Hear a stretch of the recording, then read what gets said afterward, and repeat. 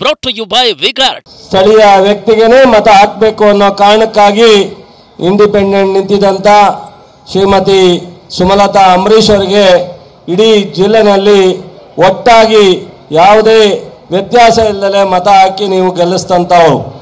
ಜಿಲ್ಲೆನಲ್ಲಿ ಸ್ವಾಭಿಮಾನದ ವಿಚಾರ ಬಂದಾಗ ಎಲ್ಲವನ್ನು ಮರೆತು ನಿಂತ್ಕೊಳ್ತಕ್ಕಂಥದ್ದು ಏನಾದರೂ ಇದ್ರೆ ಈ ರಾಜ್ಯದಲ್ಲಿ ಮಂಡ್ಯ ಜಿಲ್ಲೆ ಮಾತ್ರ ಅನ್ನೋದು ಇಡೀ ರಾಜ್ಯಕ್ಕೆ ರಾಷ್ಟ್ರಕ್ಕೆ ಗೊತ್ತಿರತಕ್ಕಂಥ ವಿಚಾರ.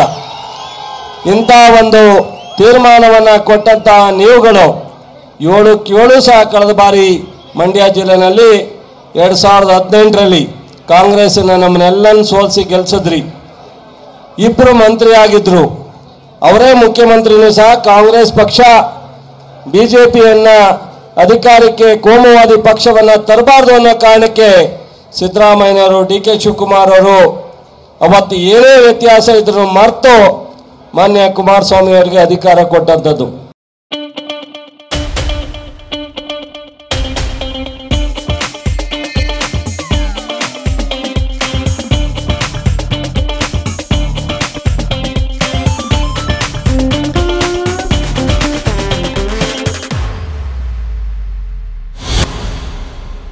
ತಾವು ಹೇಳಬೇಕಾಗುತ್ತೆ ಬಂದಾಗ ಇದೇ ಕಾಂಗ್ರೆಸ್ ಪಕ್ಷ ಕೇಂದ್ರದಲ್ಲಿ ಪ್ರಧಾನಮಂತ್ರಿ ಮಾಡಿದ್ದು, ಇದೇ ಕಾಂಗ್ರೆಸ್ ಪಕ್ಷ ರಾಜ್ಯದಲ್ಲಿ 37 ಸೀಟ್ ತಗೊಂಡಿದ್ರು, ನಿಮ್ಮನ್ನ ಮುಖ್ಯಮಂತ್ರಿ ಮಾಡಿದ್ದು. ಅವೆರಡೂ ಸಂದರ್ಭದಲ್ಲಿ ಈ ಜಿಲ್ಲೆಗೆ ಏನ್ ಮಾಡಿದ್ರಿ, ಏನು ಅಂತ ನೀವು ಮತ ಕೇಳಕ್ ಬರ್ತೀರಿ ಅಂತ ಕೇಳಬೇಕಾಗುತ್ತೆ. ಒಂದೇ ಒಂದು ಅವ್ರಿಗೆ ಈ ಜಿಲ್ಲೆನಲ್ಲಿ ಶಾಶ್ವತವಾದಂತ 16 ವರ್ಷ ಜನರಿಗೆ ಉಪಯೋಗ ಆಗತ್ತ ಯೋಜನೆಯನ್ನ ಮಾಡ್ಲಿಕ್ಕೆ ಆಗಲಿಲ್ಲ. ಇವತ್ತು ಬಂದು ಅವ್ರಿಗೆ ಏನಾಗುತ್ತೆ, ಇವ್ರನ್ನ ಟೀಕೆ ಮಾಡೋದು, ಇಲ್ಲ ಚಲುವರಾಯಸ್ವಾಮಿ ಟೀಕೆ ಮಾಡಬೇಕು, ಇಲ್ಲ ಸಿದ್ದರಾಮಯ್ಯ ಅವ್ರು ಮಾಡಬೇಕು, ಇಲ್ಲ ಡಿ.ಕೆ. ಶಿವಕುಮಾರ್ ಅವ್ರು ಮಾಡಬೇಕು. ಅದು ಬಿಟ್ರೆ ಬಟ್ ಏನೂ ಇಲ್ಲ. ನಾವು ಸತ್ಯ ಹೇಳಿದ್ರು ಕಟ್ಟ ಆಗುತ್ತೆ. ಸತ್ಯನೂ ನೀವು ಹೇಳ್ಬೇಡ ಅಂತ ಹೇಳ್ತೀರಾ, ಅವ್ರ ಹೆಸರನ್ನೇ ಹೇಳ್ಬೇಡಿ ಅಂತ ಹೇಳ್ತೀರಾ. ಅವರು ಎದೆ ತಟ್ಕೊಳ್ಳೋದು, ಕಣ್ಣಲ್ಲಿ ನೀರು ಹಾಕೋದು.